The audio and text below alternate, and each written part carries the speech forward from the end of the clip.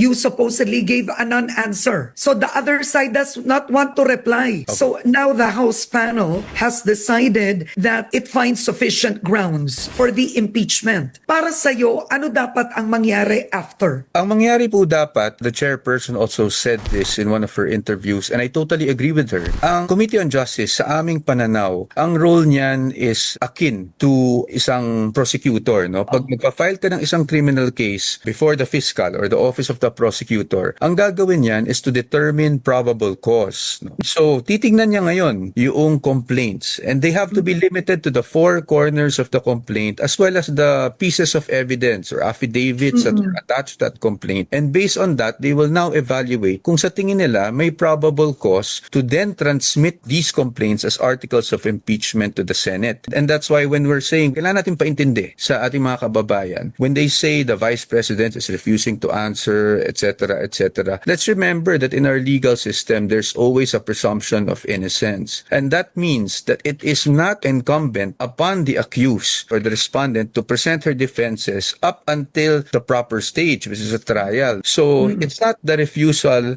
to answer. Rather, the burden of proof now lies with the complainants to show na meron talaga silang ebidensya at basehan.